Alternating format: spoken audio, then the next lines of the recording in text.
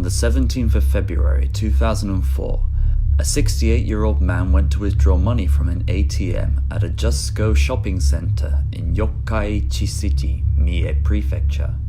This simple, routine action, however, would ultimately end with his tragic death.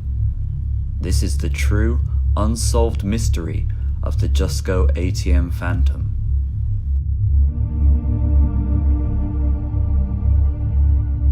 For those of you who are unfamiliar with Japanese store brands, Just Go, before being renamed to Aeon, were large shopping centers.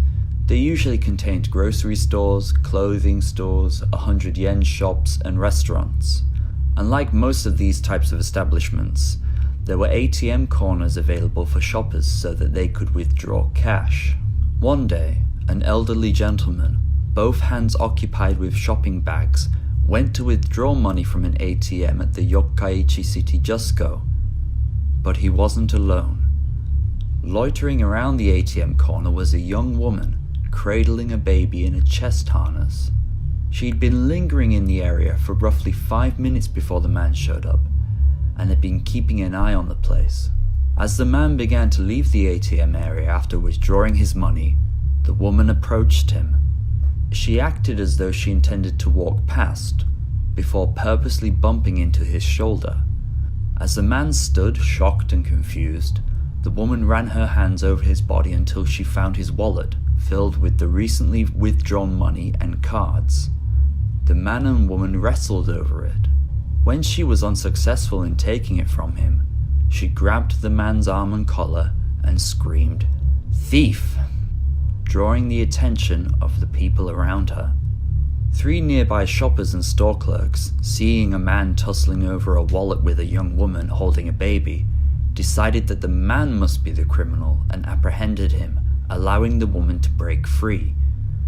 The man fought so hard against the woman and his attackers that 3 of his plastic cash cards were crushed in his hand. They tackled him to the floor and called the police.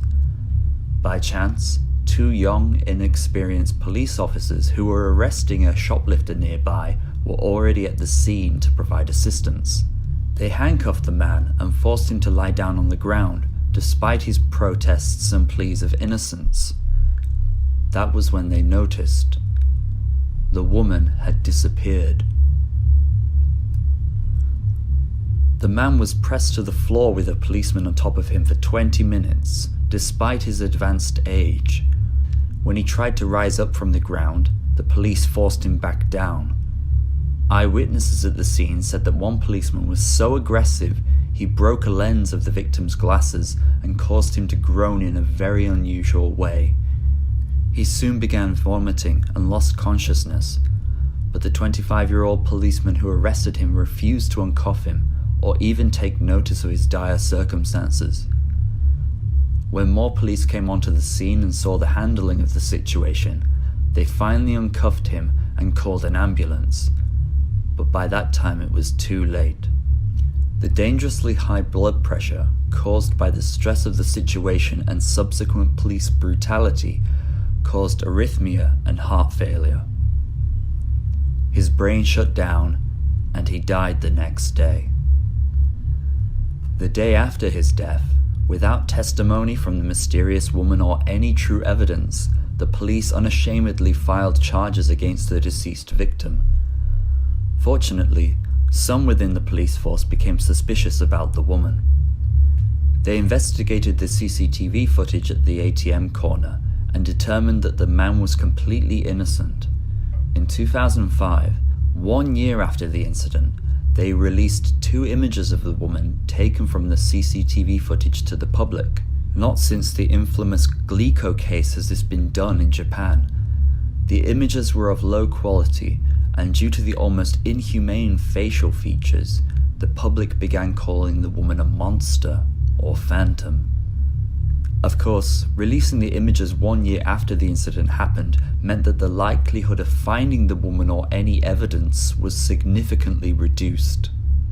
At the time of the crime, the woman was estimated to be aged between 25 and 30 years old, and the baby she was carrying on her chest was between 2 and 3 years old. She was thought to be Japanese, 155 to 160 centimeters tall, to have shoulder-length brown hair, and have a face that was described as unusual. In fact, many have commented online that her face doesn't even look human. She was wearing dark clothes during the incident, and despite touching the man's cash cards, left no fingerprints at the scene. Other than screaming "thief" at the victim, she didn't say anything to anyone.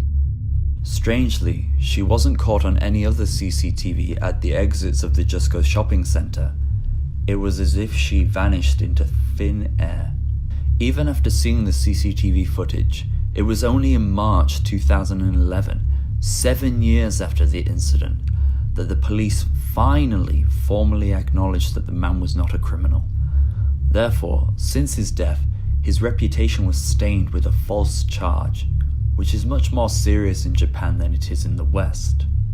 The date is also significant because it was just 1 month after the statute of limitations passed for the theft. In other words, they would not investigate the case any further and would not try to find the woman responsible. The bereaved family took the police to court for their unprofessionalism. The police recognized that a mistake was made, but claimed that excessive force was not used. They even went as far as to say that the arrest of the man did not cause his death. The family was originally paid a measly $125 compensation for the death in May 2011. However, the Nagoya High Court ordered the police to pay $350,000 for, to put it mildly, errors on the side of the police. Despite the circumstances of the incident, the authorities have never publicly apologized to the family.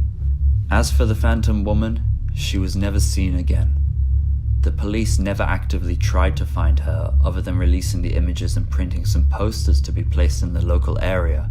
They never got the images professionally edited or made illustrations based on eyewitness accounts, which is very standard practice for Japanese police. Unfortunately, unless she comes forward herself, I doubt she will ever be found. Thank you for watching my second YouTube video.